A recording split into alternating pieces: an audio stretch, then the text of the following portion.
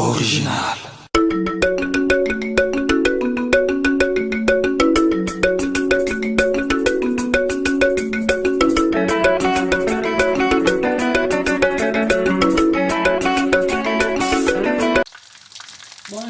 Bonjour, bandeko langa, ndeko la bino ya mwasi na kombo ya Bijou d'Or. Mama Bijou d'Or lelo amemeli bino recette ya mapapu ya kapse. Mama Bijou d'Or lakisa bino ndenge nini ye asalaka mapapu ya kapse. Mama Bijou d'abord banda d'abord couper ça. Merci Nzambe parce que pesinga pema pesinga makasi ya otelema la journée à lelo pona kolakisa recette oyo naza kolakisa.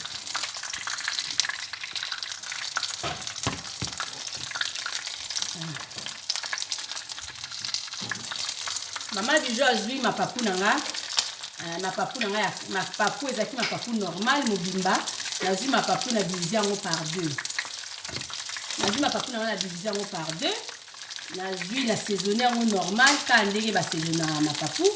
Mama Bijou aye kozwa nazui maki moko na kati na tie na kati nazui lutu mobimba ya pilipili na tie.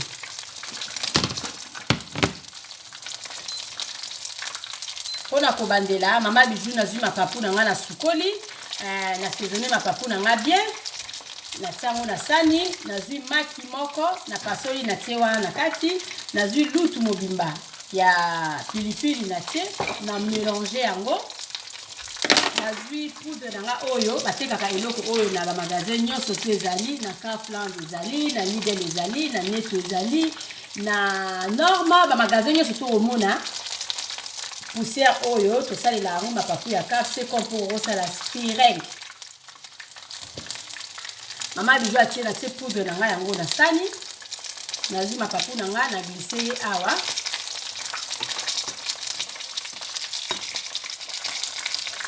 Mama Bijou nazui poudre nanga yango oyo mapapu na baloli na poudre nanga bien na baloli mapapu wana na poudre nanga kitoko na glisse yango na mafuta na kopitisa caméra bomona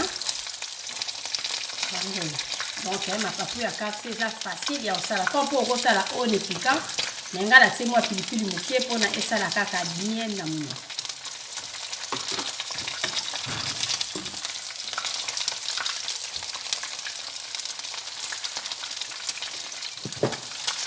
Mapapu na nga yango poudre na nga yango oyo mapapu na nga yeyo nazotia ye natie ye amélanger mpenza na kati ya poudre oyo mpona apakolama partout. Et puis moto il faut osala yango ezala moto makasi te parce que so osala yango na moto makasi mapapu ezalaki mwa poudre oyo eziki me mapapu na kati abeli te ndenge eza wana na osala yango na moto moko ya malende.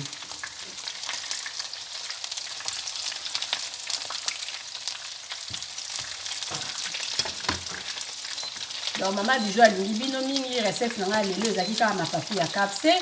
Donc merci na ba mama oyo bazobenga nga Mama Bijou la recette na yo tozolanda yango et puis tozomeka donc nazosepela na ba mama wana malamu ba mama wana bazobenga nga mpona kopambola nga ki Mama Bijou continue mosala na yo ekende liboso. Donc mapapu nanga yango ezobela mapapu nanga yango oyo c'est ça mapapu ya kapse yango. Donc eza vraiment ndenge moko na ya kapse parce que na monoko ekokani vraiment.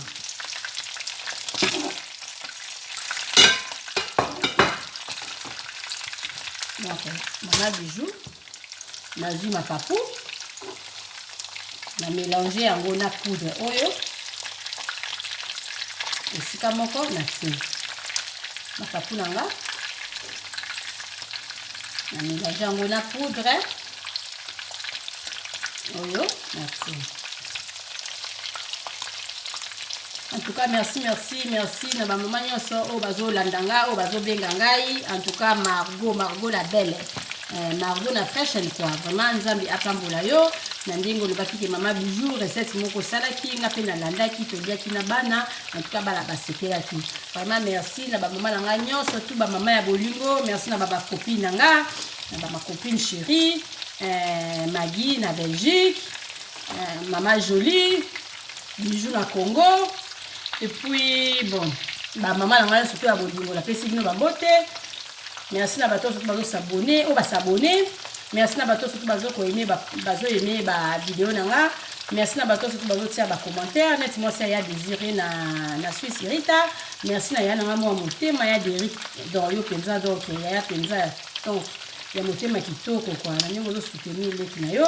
Merci na bato surtout ba linga ba soutenir bijou maintenant ba soutenir ngate bo s'abonner massivement na chaîne nga Bidor suivi na solo ya sika bozala jamais d'ici beaucoup tabo aimer page na nga ya boutique Bidor boutique donc bo aimer page na nga en tout cas mama bijou ya libilo mingi o vraiment na yeka kuna la sabino lelo makapu na nga ya KFC modèle ngai na salaka donc mama bijou azo sala makapu ya KFC non la sabine ata 2-3 ndeni ekobela et puis na kati vidéo pour s'abonner massivement la chaîne ya mama bijou kala mingi te toza na lisolo ya beta ya oui tika lisolo wana oui donc c'est ça avant week-end bozwa lisolo ya oui ya bana baso bazala oui bayebaka kele banote quoi. Merci na Fatou Boka, merci na Fina. Napesi mbote na mama na ngana Congo, napesi mbote na mbote na ngani, ça sera des amis mo oui. Na linga bilo mingi vraiment on est ensemble. Mingi pesa na bato ba benga nga pona ko sepela na émission na mama Bernadette na orem quoi. Ba bisous ebele na pesi yo parce que yo penza obenga nga pona ko sanga ki mama bijou reste to sala ki nga pe na metaki na monyo kitoko.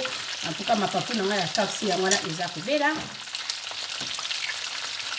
Mapapu na nga yango yo. Donc c'est ça. Mapapu ya KFC.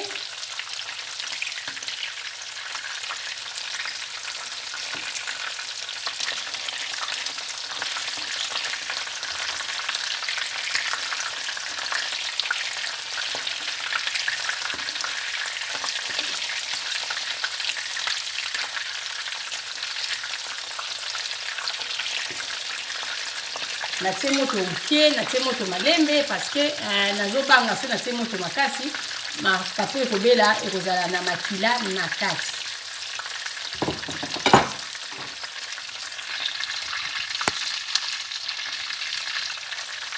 Ok, mama bijou alingi bino mingi recette na ngana eza nango facile eza compliqué te mais l'autre tozosala mapapu ya KFC c'est-à-dire mapapu na nga na sombe ka tosombaka na sombi mapapu na kati mapapu na nga na 10 ans tardé na saisonné yango bien na pasoli maki moko na kati na te ça dépend kaka mapapu modele osala soki eza ebele pasola ata 4-5 maki na nga moke eza nango kaka mapapu moke na pasoli maki na nga moko na te et puis nazwi lutu na nga mobimba ya pilipili lutu na nga ya pilipili na soki na kati c'est pe la ligne pilipili ya poussière na koka ete kotia ali na baloli nazwi poudre na nga oyo esombami na magasin presque tout nazwi poudre na nga na soki yango na sani après nazwi mapapu na nga yeyo na baloli ye na poudre na nga mapapu partout donc tous les côtés na baloli ye bien na kotisi ye na kikalungu.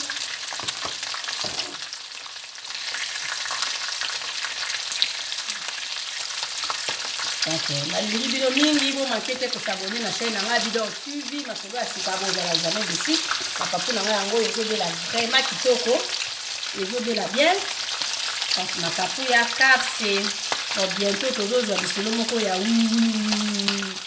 mbote na mingi na bami na nga nyonso to ya Facebook en tout cas toza ensemble bo partageaka ba vidéo na nga boyemaka ba page na nga mama déjà bino mingi bisous à bientôt.